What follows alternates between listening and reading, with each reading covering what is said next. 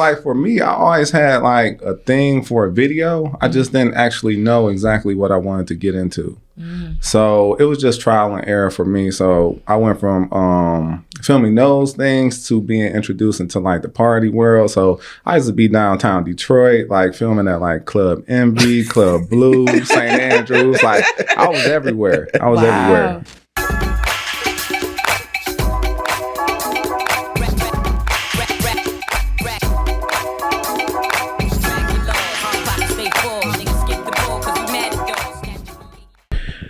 What up, though, Black Friday family? Welcome back to another installment of the Black Fridays podcast. However, this one is a very special installment of the show because I have a special guest as always, but I have an even more special guest because I'm married to her, my wife, Amanda Turner. How are you doing today, Amanda? I'm good. How are you? I'm doing great. I'm doing better now that you sit next to me. So it's good to finally have you on the show. Thanks for having me. So Amanda has affectionately given herself the title of executive producer of the Black Fridays podcast, which is very true because she is the person that is normally behind the scenes who is helping me set these interviews up and making sure I got the lighting right, the right angles, all that good stuff as far as the episodes go. So good to have you from behind the camera and in front of the camera now. It's good to be here. And do you want to do a little intro, or are you good to go? Are we good to go? All right. Well, they'll find out more about you in a second. So as far as our guests go, we have Mr. Brandon in the building from Full Films. How you doing today, Brandon? I'm good, man. I'm blessed. Good. So we're happy to have you here for a very specific reason. You were a big part of our overall dream team in us getting married not too long ago. So first and foremost, thank you for your services, and we appreciate you helping us make that process as easy as possible on that special day. Yes. Absolutely. It was a pleasure, man. One thing that sticks out to me from your guys' wedding day was just like how easy it was. Like the flow of it, like, you know, with weddings, you do have like some interruptions or just like some unseen things that you don't really plan on, but you guys handled it well. Thanks. Thank you. We definitely appreciate that. We do. And I don't think we didn't get into what it is that you do. So you were our videographer for the wedding, but obviously I'm sure you have many talents. So just want to ask you to introduce yourself to the 2 or 3 people that haven't met you yet or heard about you yet. All right. So my name is Brandon Hughes. I'm the owner of Full Films Wedd, where we cater to weddings along with like corporate contracts and things of that. Like as far as me and my background, so I'm from Southwest Detroit. So born and bred there, grew up, and I grew up in the River Rouge housing project. So it was me and my siblings. I have 2 brothers and 2 sisters as well. So one thing that people don't know though is like when getting into videography, I used to go by B Hughes TV. So when I first started out, we would just be in like Southwest, like filming things, like improv things. So like before like Instagram or like the famous YouTube with like skits and stuff like that, we would actually be out there. I would have like a handheld recorder and I would just be like filming anything. Like me and my cousins, like we would go in abandoned buildings and we would act like we were ghost hunters, and it was just crazy. It was crazy, man. So where did that come from? Was it just like you wanted to be behind the camera, or like how did y'all decide we just gonna go act like we ghost hunters today? Well, like for me, I always had like a thing for a video. I just didn't actually know exactly what I wanted to get into. So it was just trial and error for me. So I went from filming those things to being introduced into like the party world. So I used to be downtown Detroit, like filming at like Club Envy, Club Blue, St. Andrews. Like I was everywhere. Everywhere. And then I went to it was, can I? Yeah. Oh, okay. All right, cool. Well, I went from filming like parties to like strip clubs, and then I went to like the music videos, and then I came into I got introduced into doing weddings. So when I first did my first wedding, I was kind of like, I don't know about this, just because I never shot one before and I didn't know exactly what to do. So I was just there filming without without a purpose. So just coming up with footage and shooting what I thought was good. And I didn't feel good about it. So at the end, I kind of like fell back a little bit. And just to, so it was probably like when I shot my first wedding, I don't remember the year, but I would say probably like 4 years later, I got introduced again to weddings. So it was a guy by the name of Rodney Hughes who had asked me to help him out with a wedding. And he was doing photography. They needed a videographer. And he knew that I did video, but I never done like any weddings outside of like that one wedding that I mentioned. So he kind of helped me out as far as like the structure of an actual wedding and how to shoot a wedding in a sense. And then it just kind of flourished from there. So meeting Rodney connected me to Corey, Mr. Lightshow C. Smith, connected me to him, and connected me to Coralie Lux, and connected me to Monica from M. Don Floral. So like we had this little circle or group, I guess you would call it, to where we would just refer each other out. So like if Corey got a wedding, Corey was automatically the DJ. I would automatically be the videographer, and we'll kind of work from there. Nice. And yeah, so that's how I kind of got my foot in the role on. So that's a hell of a transition from trip clubs to shooting weddings. I say it all the time. But so like me and you, we were just having a conversation about like so my background is HVAC. So I'm certified in HVAC. So before I quit my job and went full time into weddings, I was a supervisor in Southwest Detroit for a company called Continental Management. I was working for a property called Pablo Davis, and but I worked on like 80 apartment units and 24 townhomes, and I was on call like 24 hours a day, and it was crazy. So. Dope. And if I'm not mistaken, Amanda, help me remember, Brandon might have been the first vendor like we officially booked, like paid money for. You were the first one, like I literally so. going through Instagram. I sent him a video. I was like, yeah, so I want him. Like, this is who I want to do our video. So yeah, you were first one on the list. Definitely the first one we booked, I think. Yep. I appreciate it. I appreciate it. You made it simple, man. Made a call and you was like, yeah, I'm available. And then it was like, say, let me go ahead and get that deposit. I was like, say no more. Yeah, absolutely. Yeah. Say no more. So now that we got a little bit more about your background, I would like to introduce you to my favorite part of Black Fridays, which is Freestyle Fridays.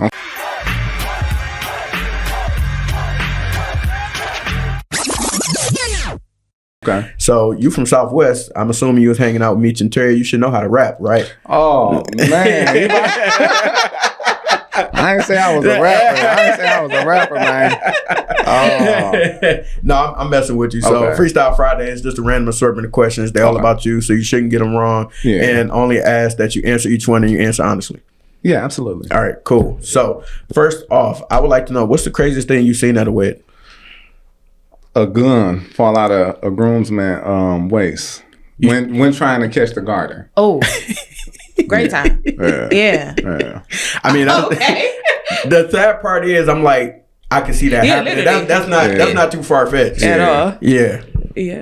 Okay, my question: you got one day, one shot to create an amazing video, whether it's engagement or a wedding, one location in the city. Where you going?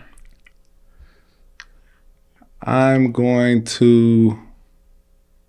It's a new hotel they just built on 4th Street. I think it's called the Cambria Hotel. I had recently did some getting ready photos there, and it was crazy. It was crazy, like the ambiance, the lighting, the architecture and stuff like that. It was amazing. So. Dope. If you could only wear one pair of shoes for the rest of your life, one style, meaning, example, Jordan 1s, what style of shoes would it be? Oh, man, I'm wearing the analogs, the Yeezy analogs, man, 700s. I got them on my feet right now, too. I love these shoes. They're my favorite. They're my favorite shoes. So, got you. Okay, so you shooting a wedding day. What's your favorite shot of the day? Like, no matter what, whenever you do a wedding, you like, this is my favorite shot. This is my favorite one to do for whatever reason. Which one is it? So for me, I would just say the most important thing to me on the wedding day, like as far as like my favorite shot go, would be just the it's not really it's just a assortment of shots with the couple. So like the intimate session is like I'm ready. That's Let's your do jam. this. Yeah, that's my jam. Okay. So Have you ever had to tell a client no in the sense of either like, we're done working together, I can't work with you, or if they just wanted to do something that was a little bit too far-fetched in terms of shots or anything like that for a wedding, and you was like, that's too much, I can't do that? I just keep it honest. So I've never had it to where it got to the point, like most of my clients are pretty good. So I never had it to the point to where it was like, all right, I can't really work with you. Like, of course you have some clients that frustrate you at times, but we keep it professional. And like with me working, they have the saying that the customer is always right. Now, I'm not 100% firm believer in that, only because it's like I'm the actual creator. You know what I mean? Like I'm the creative. It's in my head. The flow is going. So it's kind of like some people, like once you explain it is better for them. Like because some people don't understand. So if you bring a level of understanding to them, they'll feel like more comfortable. So. You got another one? I don't have another one. All right, I got one more for you. So in terms of what else do you like to create outside of obviously lovely wedding videos? So I do a lot of corporate gigs. So like today I was working with the Detroit Recovery Project. So a lot of that stuff, it helps me get my juices flowing just because it's something different outside of what I normally do. And because weddings, like I love weddings. That's my passion. God put me in this position. But like, sometimes it's almost like, I don't want to say template formed in a sense, but it's only so much creativity you can do on a wedding day. Right. So when I do get jobs outside of weddings, it kind of helps me rejuvenate my juices. So when I go back in to edit a wedding, I can kind of be like, oh, let me put this here instead of here, or let me transition this here instead of here. So. And then what about outside of video? So outside of video, like I like to hike. So like I'm a hiker. I like to play pool. I like to bow, and I like horror movies. So dope. What's your favorite trail to hike? I hike. Well, I'll say this: Red Rock in Las Vegas. Okay. Yeah, that's the one that sticks out at this moment. I thought you were gonna say what's your favorite horror movie, because that's what I wanted to know. Okay. Oh well, I like the exorcisms, like all the Exorcist movies. Solid. Yeah, solid. I think to this day my favorite one is still Jeepers Creepers. Jeepers Creepers. The first one. I like that. Yeah, I like the first that. one. Yeah, because it just took you by surprise. You didn't know what was going on, and especially like the time that it happened to. And Paranormal Activity, same thing. I felt like Paranormal Activity was good up until a certain point, and then it became like expected almost. Right. Yeah. Same with the Exorcist movies, but I see like some of them trying to switch it up depending on like the director, because you got Blumhouse and all them people. So, Did you like 13 Ghosts? I've never seen 13 Really? Ghosts. What? Oh yeah, I am watch that not a today. horror person, but I will watch good. 13 Ghosts. Yeah. And they got a remake coming out, right? I hope so. I think so. Now the first, it's like one of those cult films. It's not that great of a movie, but I like the horror aspects of it. Top notch. Top notch. Okay. Yeah. So, congratulations for successfully passing Freestyle Fridays. You did a great job. I was nervous, man. I was nervous. I said the judge and the jury. But thank you for participating once again. And I wanted to get back more into a little bit about your background, but more so our experience with you when we started working with you. So Absolutely. Obviously, like we told you, you're the first vendor that we booked. And a part of our package was doing our engagement session, which we got a chance to actually meet you and then start working with you there. And then so could you talk a little bit about how you approach those type of shoots or just a shoot in general? Like, how do you kind of prepare and now have a follow-up to that part? And I'm sure you'll remember the follow-up that I have from our engagement shoot. So Okay. I'll let you first talk about how do you prepare when you go in and do either engagement shoots, wedding shoots, but like what's your preparation process like?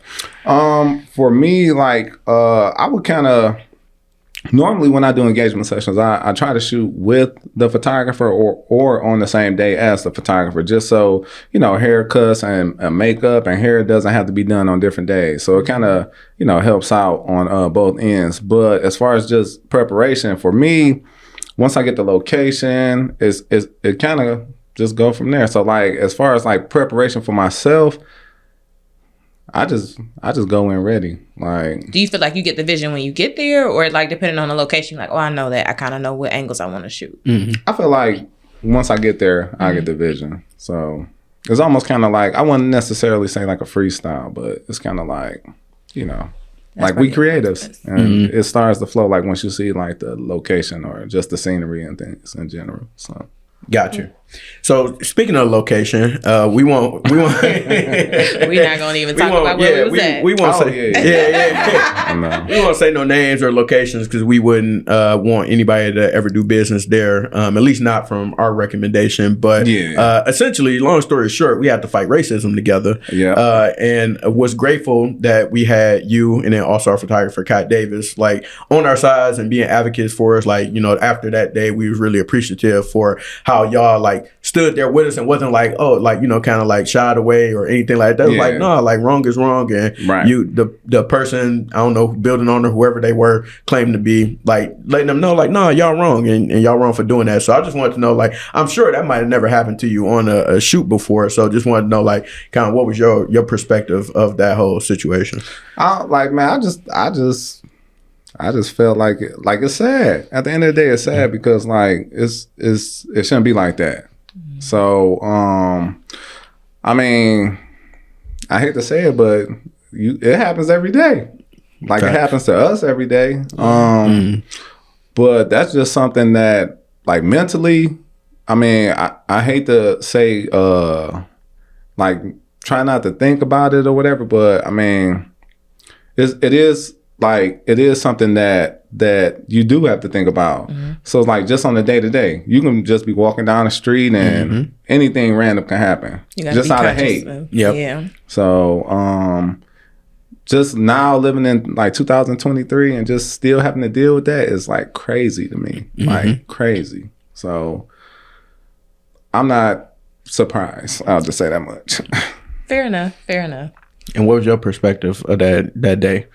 It was frustrating. Of course, you know, being native Detroiters and seeing some people who probably were not native Detroiters come in and we were actually renting the building, like a space in the building that they said like, oh, you know, why are you over here? Right. So it wasn't as if we really weren't somewhere we were supposed to be. It just, it was frustrating. It was very frustrating. And like you said, you try not to think about it, but I'll admit, like when we left that day, we were like, yeah, everything was great. They were amazing. I nicknamed you and Kai the squad because I'm like, they stay ready. Like I like them. But it was still like one of those things you still had to like think like, but dang, that happened too.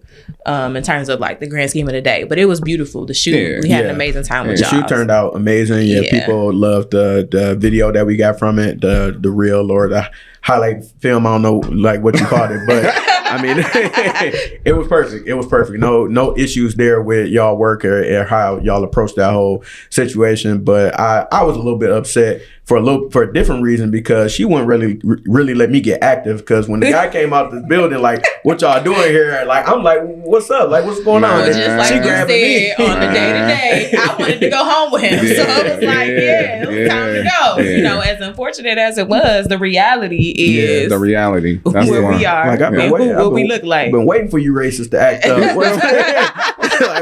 what's up? So y'all climb. So they climbing walls. We about to climb this thing. No, but that's exactly. So, but we were appreciative of you, like you said, just being like with it. That's why I was like, oh yeah, I like them a lot. Like your sister, one of your sister, and thank God we had a group of people that was willing to, you know, stand up for ourselves too, because like you could have easily just went the other way, but it's like, nah, bro, you harassing us, like literally.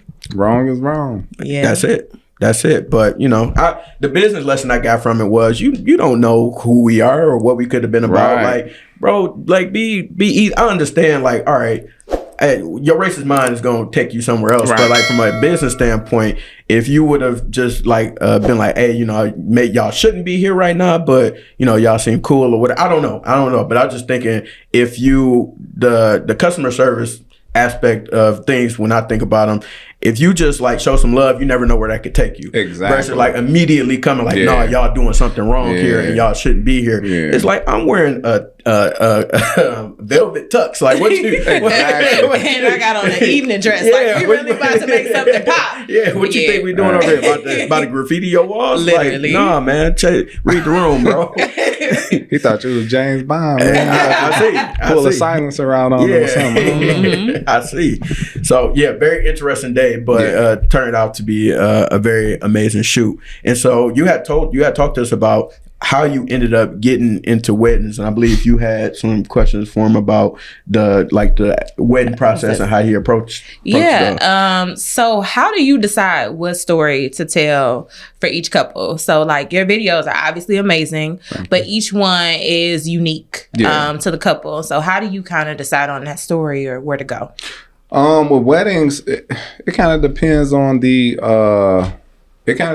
like the couple. So like each couple is different. Each couple is unique in their own way. So that kind of determines like how I shoot, when I shoot, what I shoot versus with how I tell the story.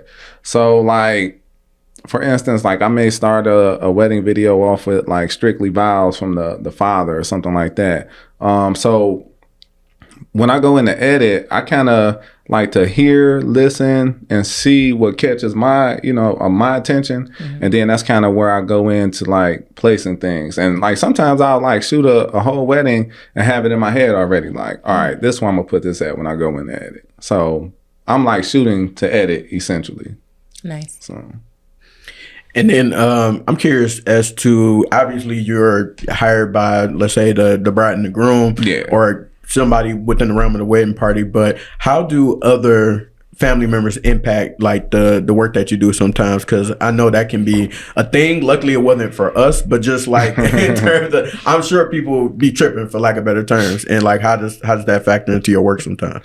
I think so on the back end it's not really a thing. Like on the back end it's more so like, say if people is trying to get other people's opinion or something like that, that's just the back end thing. But like just on the front or just like on the wedding day in general, like sometimes like if parents like if the dad or mom take care of like the wedding, you kind of know it because they kind of like poke their chest out a little bit on the wedding day. So that's like the only thing. And then like bridesmaids, sometimes it's kind of like they just bridal party in general, I'll say that, because they be like kind of all over the place, or they think the day is about them when it's really not. It's like sometimes you just, I mean, I hate to say it like this, but like sometimes with weddings, man, you kind of see like the selfishness in like people. And it's like, it ain't about y'all. It's about the bride and the groom. I don't care who spent the money. So right, they like, this my show. Yeah. Like, no, you got married 20 years ago. Yes. So speaking of that, in terms of, I know you said like each couple is unique and you kind of have the vision like going in, but like, how do you obviously meet people, whether you meet them at the engagement session or maybe you meet them on the wedding day, but how do you get a couple maybe that you're just meeting to bring the best out of them in terms of like to be able to shoot that content? Like, how do you build that relationship or that rapport? How do you go into it mentally in terms of establishing that relationship to really get the content that you need? Mentally, I just like, I mean, you gotta like, anytime you meet with a couple or a client or just anybody in general, I just feel like your mental has to be there. Like you have to be like mentally present. Yes, exactly. So I just feel like you just got to make them feel as comfortable as possible, like joking, just showing personality, letting them know, complimenting them and things like that. That kind of helps. I think that goes a long way because most people show up nervous. So it's kind of like, I don't know if we did. that was me. We definitely did. Yeah, but y'all did good. Y'all turned up. Cause I know for sure I was a little stiff. Like I'm the type of person where I don't want to mess nothing up. So I'm like, let me make sure I'm present. I'm following directions. I don't want to. Like I know Brandon trying to be cool and just make me feel comfortable, but I'm just like, I just need to know where to stand. I need to make sure because I'm not about to mess this up. And with shooting with a photographer, that's great also. Like that helps out as well. So like when two complement each other is always better for the bride and groom. Nice. And speaking of that, like you said, you had like a conglomerate when you first started doing weddings where you all kind of refer each other. Yeah. And like you work with a lot of the same people and see a lot of the same people in weddings that you do now. How important is that for you to kind of like establish those relationships with those people and build that conglomerate or community, so to speak, and make your job easier when you go in and do these things?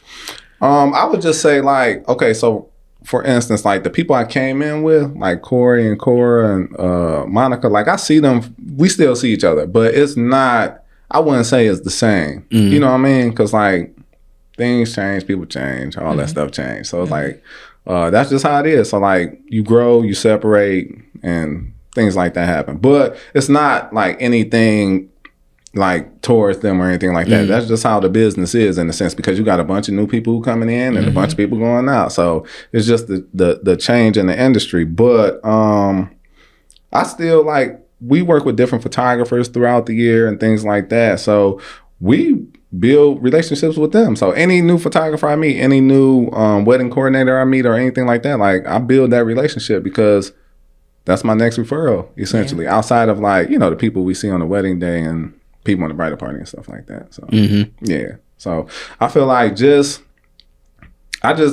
another thing I feel like is like meeting those new people can like lead you to like newer places and meeting others. So I kind of like it like that.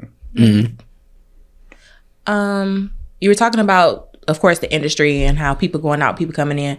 How have you seen the industry change since you've been in it? It has become it's become like more so on the side. I just feel like it's more like social media has had a big impact on the industry. So it's like, you know, now everything is fast paced. So it's kind of like it's for the now. So like, you know, back then it was kind of like, all right, take your time. You know what I'm saying? Now it's like, hey, I don't mean to rush you, but is it done? I'm like, oh, man. Didn't I shoot you last week? So, but I get it. But I don't, like, I still stick to my guns. Like, I'm not, when I first got into doing weddings, like, I was getting them back in like 3 weeks, but I wasn't doing that many weddings. Maybe I was doing like 5 a year or something like that. So it was easy to, you know, combat that. But like now, it's like you do 40 weddings. It's like you trying to make time for life. You trying, because it's like if I'm sitting at home just editing all day, I'm a robot. So it's like I don't like, you have to live in order to stay creative. Yes. So what excuse me, as far as you had talked about new people getting into the game, so with that, do you have any advice for people who are trying to build their skills up in videography or looking to transfer over to something like that, possibly get their first wedding gig or anything like that? Do you have any advice for like starters or anyone who's interested in that space? Yeah, I would just say like, do it. Be willing to learn. Like, don't charge all the time. Like, if the knowledge is being brought to you, take it. Like if you reach out to someone that you admire or someone that you want to work with and they invite you to do something with them, do it without expecting to get paid, because that the knowledge will take you further than the paycheck will. So that's one thing I would say. And then just I would also say, outside of learning from someone, just to do like research on your own, and save your money so you can invest. And then when you make that money, reinvest. So in terms of reinvesting, researching, learning opportunities, what does a week, I would say, because I don't want to say a day, because you can spend a whole day editing, in the life of you as a wedding videographer, you as a freelance videographer, like what does that look like? Kind of, you know, do you have certain days where you edit? Obviously you tend to work more on the weekends because of weddings, but like what does that look like for you? I try to take Mondays off, just because like the start of the week. Monday seems to be like, for some people, like the hardest day of the week. So for me, I just try to take that time to decompress, and because it's like you giving so much on the weekend as far as like your personality to people, and you just exuding all kind of energy. And so yeah, I take Monday to relax, and then it just free flow from there. So if I don't have a wedding on Fridays, what I usually do is, so like Monday through Friday, I'll try to like get a workout in. So first thing in the morning, wake up. So I try to stay on a routine. That's a big thing for me. So first thing, I wake up, go to the gym, come home, walk my dog, then I start working.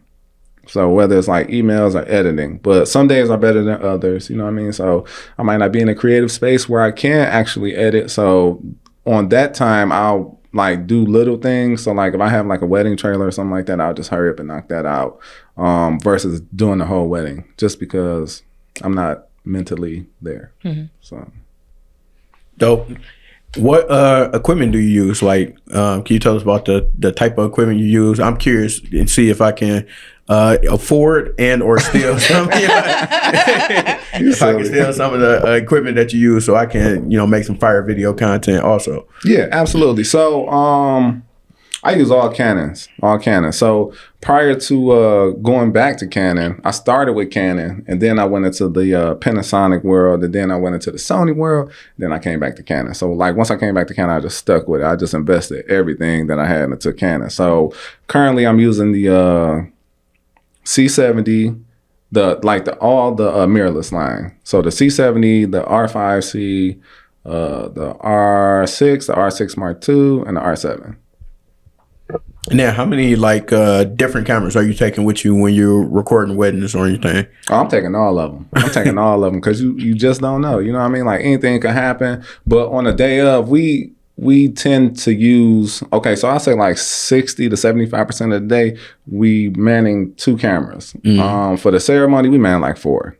Okay. So 2 on the side, 1 in the center, and then of course 1 on the gimbal, kind of roaming around. So okay, that's how we get those shots. So you own Full Films Wedd, but do you have a team? Like who's behind Full Films Wedd? Me? No, no, but it's a team. So one thing that I do, like anybody that you see shoot with me, they're like, I ain't gonna say anybody, but I like mentor. So like a lot of my second shooters were like mentored through me. So some of them didn't even come in with a camera, but I was able to like teach them and get them up to speed. And then a lot of them just went off and did their own thing, which was great because I just feel like, I don't know, I just feel like it's enough for everybody, and I don't expect nobody to stay under me. Like that's not my reason for, teaching or mentoring. Like that would be like selfish of me to try to keep somebody when they can, level up and do their own thing. So I try to rotate between like 3 to 4 people. So it's like me, and then I have like 3 or 4 second shooters that I usually rotate between. So, go ahead. Go ahead. No. So all the administrative stuff, all the emails, the customer service, that's all you? That's all me. All right. You the videographer, the marketer, all the above, the financial CFO. That's the thing, because it's like I'm not trying to be that, but it's like when I came into the game, I didn't I literally learned as I went. So like nobody taught me the business side of things. Like it was trial and error again. So it's like even when I got my first corporate gig, I remember them asking me for like an EIN number. I'm like, what the hell is an EIN number? Like I didn't know like what a DBA was, LLC. Yeah. I'm thinking, because I'm just out here hustling, but then it's like you can't treat your business like a hustle. You gotta treat it like a business. Yeah. So that's how I kind of like gradually got everything going as far as like being legit. So learning on the fly. Okay. And then speaking of, I'm interested about the mentorship aspect of it, and like how did you get in a space where you were mentoring these people? Like were you a part of like same communities, or like just through personal relationships? How did you start mentoring these folks? Man, a lot of people I was mentoring, like I shot their wedding. So like it's a guy, CJ Hartz. Yep. You ever heard of CJ Hartz? Yeah. So like he was one of the first people that was working with me. I remember we did a consultation at, I think it was a restaurant. It was me, him, and his wife Sandra. So we were chopping it up, and he was like, let me know that he was interested in stuff like that, and it just kind of went from there. So he came to a couple of sets and helped me out. But with him, I know he started doing video, and then he got into doing both video and photo. But then I think he found his niche more so in photography. So, Got you.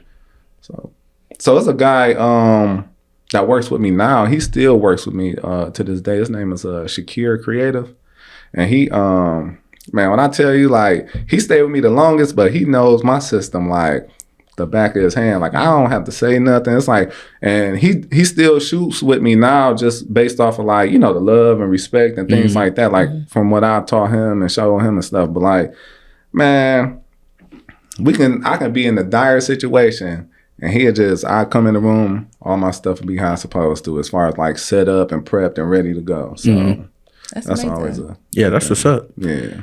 And I was curious. I wanted to ask you that because I think I might have been talking to you about it, where people paying for mentors nowadays, and like I don't necessarily agree with it. I understand it, but when I came up, it was more so like a mentor is somebody you build a relationship with, and then like they may mentor you in a certain aspect of your life, strictly off the muscle, like off the base of a relationship. But I understand people now pay for mentorship where it's like, hey, I want the information that's in your mind, so.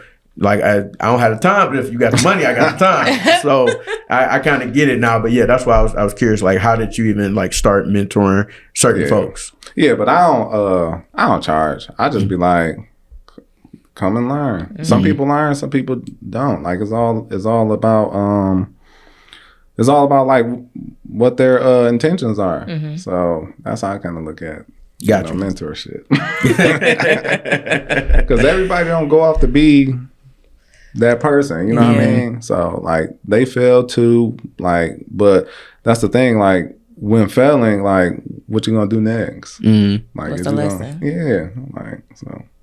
And I was curious also, you said like in CJ's case, he did both and then, you know, went more so the photography route. But I wanted you to explain.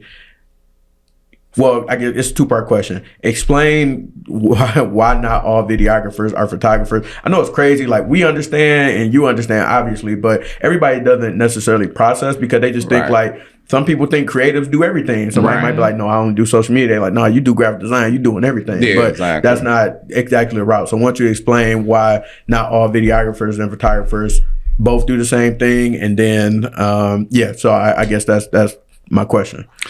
Like for me, like people ask me to do photography, but I don't do it like for me, I just feel like I just want to master my craft. That's it. And at the end of the day, it's like when you have your hands in too many pots, it's like, how can something's going to fail?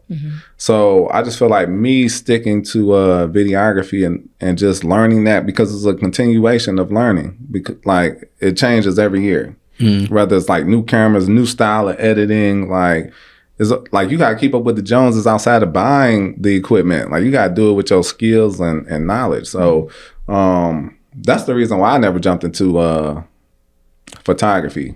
But even like I remember I bought like a whole bunch of photography equipment and it just sat in my closet. And I think I was just bored. So when I used it once. And I was sitting at home trying to edit some pictures. I'm like, oh no. this right here, this a whole nother realm right here. Like I got the editing for video down, but now I gotta try to master photography now. And I feel like you bring your best self out when you kind of focus on that one or the other. Yeah. Okay. Something I wanted to ask you earlier, probably when you were talking more about just like your creative process. You call yourself the film poet. Yeah. So what that mean?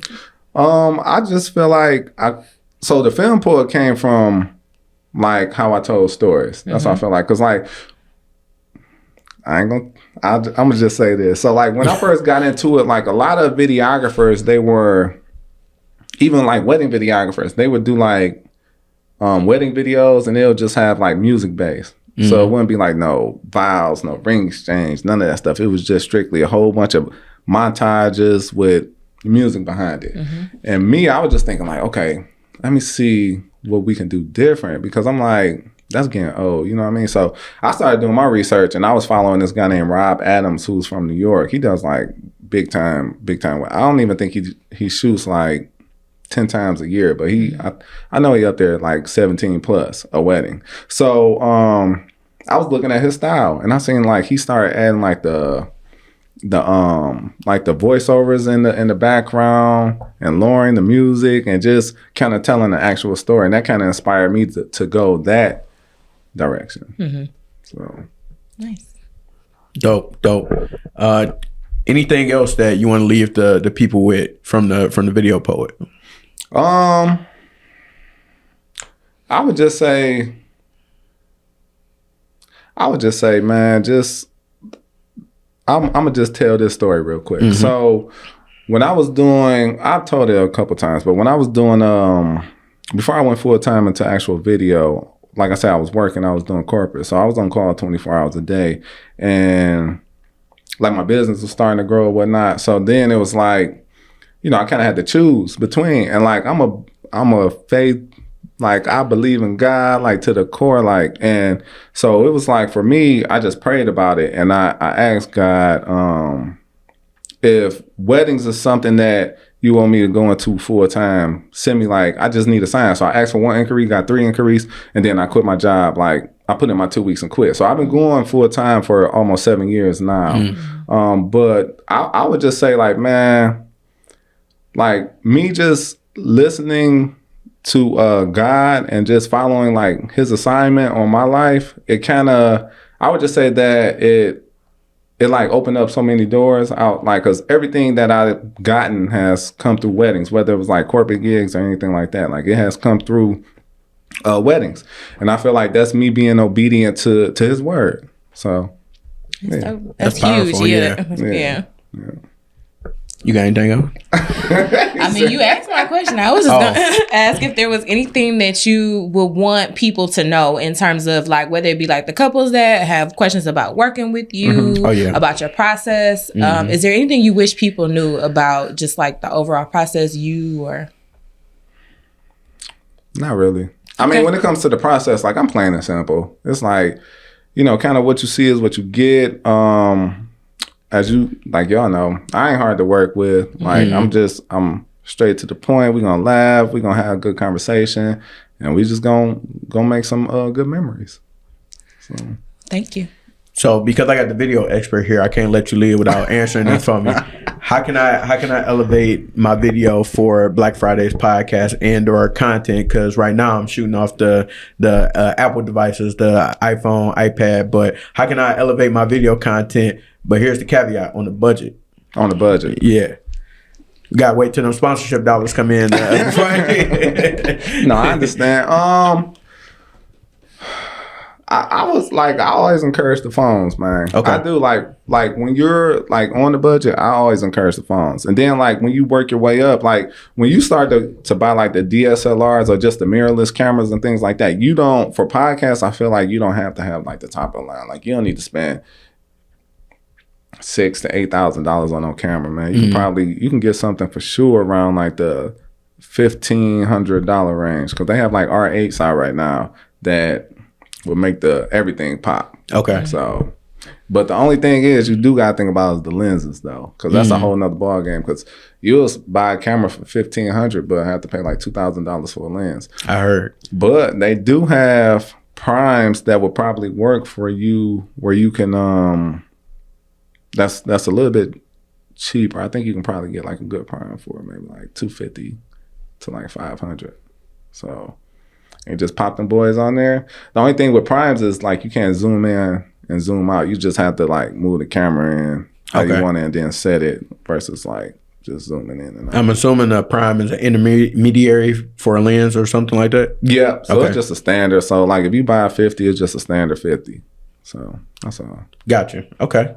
Well, definitely want you to be able to get the people your website, your socials. I'm sure people want to get in touch with you so that you can do they wedding or some type of special content with them. So how can they reach you? Fullfilmswed.com, or you can follow me on Instagram and Facebook, Brandon Full Films.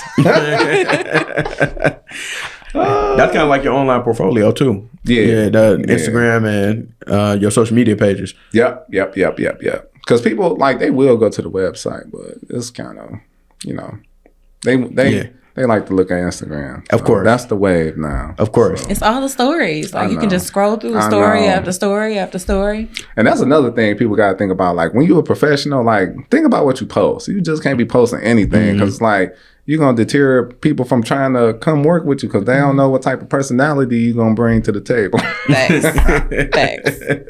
And as I scrolled through Instagram, I started to see people like that I know either in the weddings or getting married that you didn't shop before. So that's also dope too. Yeah. That's a whole nother thing. So it's like that's where other referrals come in at because it's like, oh, it ain't even a referral. Like it's a look referral because it's almost like, oh, you shot my friend with it. I know, I trust her, so I'm gonna book you too. So it's kind of, but it's good, man. I'm blessed. I've been able to just do a lot of amazing things as far as like traveling. Like we done been to Jamaica, Puerto Rico, Mexico, LA, Chicago, New York, Florida.